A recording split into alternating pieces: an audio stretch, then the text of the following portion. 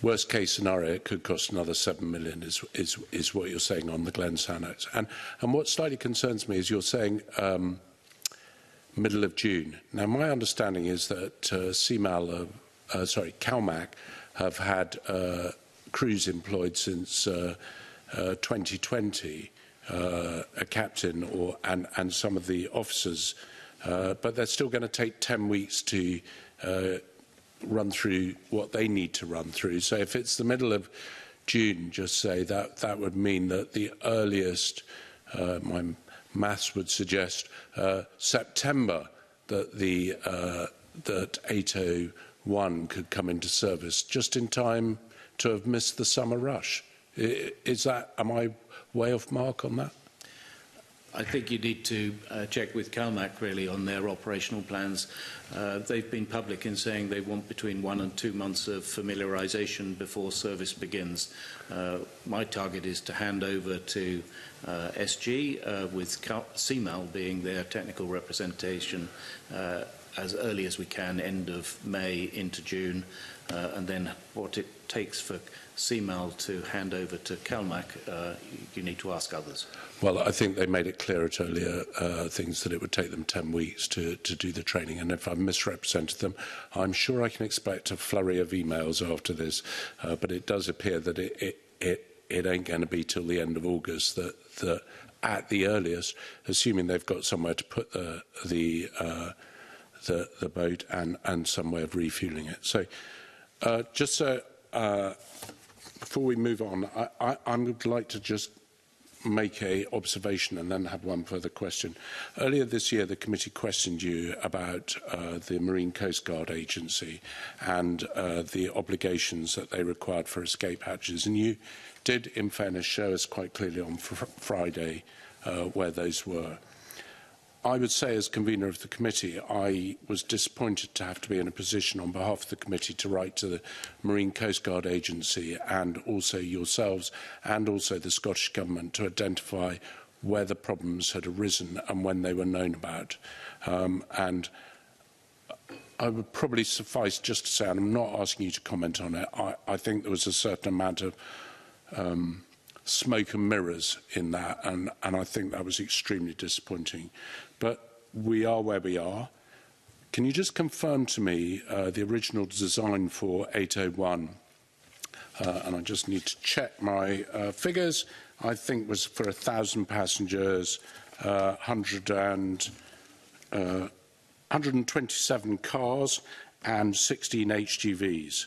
Is that what's going to be on the Glen Sannox when it's delivered to CMAL in mid-June? Is that the capacity?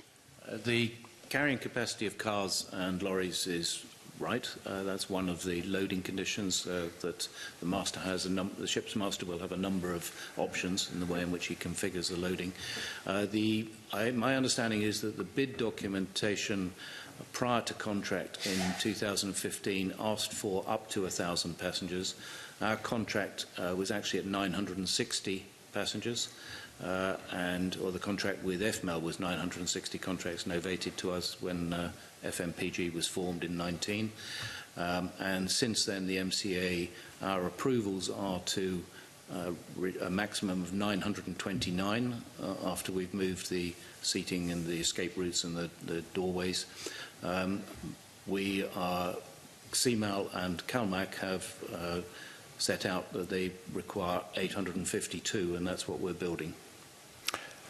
Okay, so just to confirm, I'll come back to the passengers if I may, just to confirm that if you had 127 cars on the ferry, you will have the scope to have 16 HGVs. No, I don't think both at the same time. Well, that was the original spec, is my understanding. I will need to check that. I've got those two numbers in my head, 16 lorries and 127 cars. As you've seen on the vessel, there are 4 tween decks, and with 2 of the tween decks raised to create height clearance for the lorries in 2 lanes. I'm not sure that we have 127 alongside. I will check and come back to you. But okay, my concern is the original tender documents that went out to all the yards specified, as you rightly say, up to 1,000 passengers, and some of the tender documents, which were, the bid returns for building ferries actually was for less passengers and for less vehicles, and they were cheaper and quicker. So we're in a situation now that we've got ourselves where it's taken considerably longer, considerably more money, and we have less passengers, potentially less cars, and potentially less HGVs. That, if I was an islander, I'd be pretty angst by that. Would you not? I understand the islanders' comment.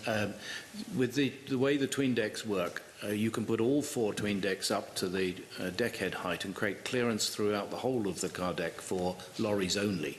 So the subject to weight loadings, there will be a larger permutation of lorries potentially, with cars just on the lower level. With all 4 tween decks in place, you can only carry cars. I'll come back to you and confirm what those variations might be.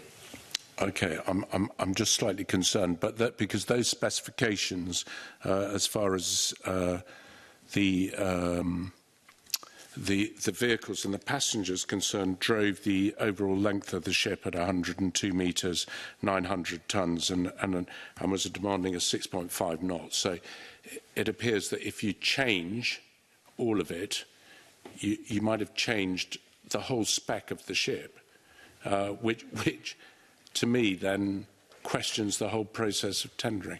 I understand you have to respond to issues, but we're getting a more expensive boat with less passengers on it, less cars on it, less lorries on it, and it's big enough for the original size, and it's there's so many moving parts in there that the benefit of the committee here, if I can clarify, the way a ship is allowed to operate will be a sophisticated bit of software that the master and chief engineer has available to check that the loading conditions, permutations of number of lorries, number of cars, number of passengers are all safe, and that's in the stability booklets and the loading conditions for the vessel. The permutations with the flexibility of the different car decks will be different. It won't be running with a set amount of lorries and cars. He'll be able to have flexibility. During winter months, perhaps mostly lorry cargo. During summer months, a lot of foot passengers and cars. David, I accept that fully, and there might not always be 127 cars, but the original spec was that the maximum that they would want is 1,000 passengers, 127 cars and 16 lorries. And if we don't have the ability to do that in any permutation as far as passengers concerned, and we might be limited on the cars, the islanders may feel a little bit peeved.